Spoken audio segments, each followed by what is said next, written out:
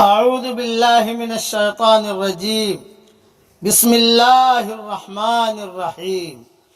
سورہ قصص کی آیت پڑھ رہا ہوں، آیت نمبر 56۔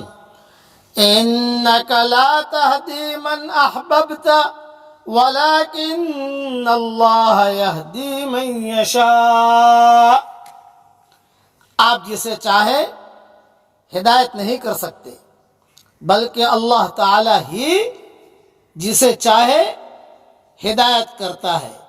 وَهُوَ أَعْلَمُ بِالْمُهْتَدِينَ، ہدایت والوں سے وہی خوب آگاہ ہے۔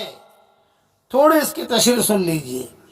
یہ آیت اس وقت نازل ہوئی جب حضرت محمد صلی اللہ علیہ وسلم کے ہمدرد اور نہایت ہی خیر خبر رکھنے والے اور نہایت ہی آپ صلی اللہ علیہ وسلم کی خدمت کرنے والے چچا جناب ابو طالب کا انتقال ہونے لگا، تو آپ صلی اللہ علیہ وسلم نے کوشش فرمائی کہ چچا اپنی زبان سے ایک مرتبہ لا الہ الا اللہ کہہ دیں، تاکہ قیامت والے دن میں اللہ سے ان کی مغفرت کی سفارش کر سکوں، تاکہ قیامت والے دن میں اللہ سے ان کی مغفرت کی سفارش کر سکوں۔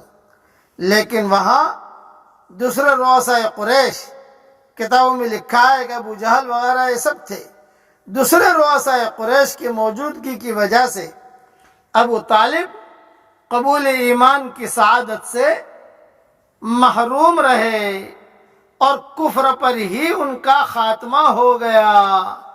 حضرت محمد صلی اللہ علیہ وسلم کو اس بات کا بڑا قلق اور صدمہ تھا۔ اس موقع پر اللہ تعالیٰ نے یہ آیت نازل فرما کر حضرت محمد صلی اللہ علیہ وسلم پر واضح کیا کہ آپ کا کام صرف تبلیغ اور دعوت اور رہنمائی ہے، لیکن ہدایت کے راستے پر چلا دینا یہ ہمارا کام ہے۔ ہدایت اسے ہی ملے گی جسے ہم ہدایت سے نوازنا چاہیں، نہ کہ اسے جسے آپ ہدایت پر دیکھنا پسند کریں۔ یہ حدیث صحیح بخاری تفسیر سورۃ القصص میں موجود ہے، اور مسلم میں کتاب الایمان میں بھی یہ حدیث موجود ہے۔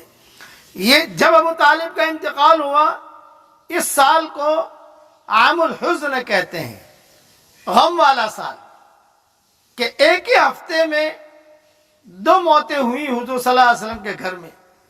شاہب ابی طالب سے نکلے، ٹینشن دور ہوا تو سب سے پہلے ابو طالب کا انتقال ہو گیا۔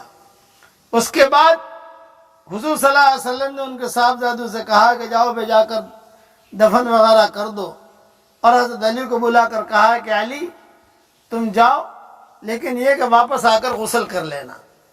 جب واپس آئے تو تھوڑی دیر میں خبر آئی کہ حضرت خدیجہ کی طبیعت خراب ہوئی ہے، چنانچہ حضرت خدیجہ رضی اللہ تعالیٰ عنہ کا بھی انتقال ہوا۔ ایک ہی ہفتے میں یہ دونوں موتیں ہوئیں۔ اس لیے علماء نے لکھا ہے کہ یہ، اور پھر دوسرے بھی غم آتے رہے۔ یہ میں نے میری تفسیر سے، جب میرے واٹس ایپ کے اوپر حضور صلی اللہ علیہ وسلم کی سیرت چل رہی تھی، بہت تفصیل سے میں نے اسے بیان کیا ہے، اور 2020 کا جو رمضان گزرا ہے لاک ڈاؤن والا، اس میں بھی میں نے تفصیل سے اسے بیان کیا ہے۔ خلاصہ کلام یہ کہ ہدایت صرف اللہ کے ہاتھ میں ہے، اللہ تعالیٰ سے مانگتے رہنا چاہیے اور اللہ تعالیٰ کی طرف متوجہ رہنا چاہیے۔ اللہ تعالیٰ ہم سب کو سیدھے راستے پر چلائے اور اللہ ہم سب سے راضی ہو جائے۔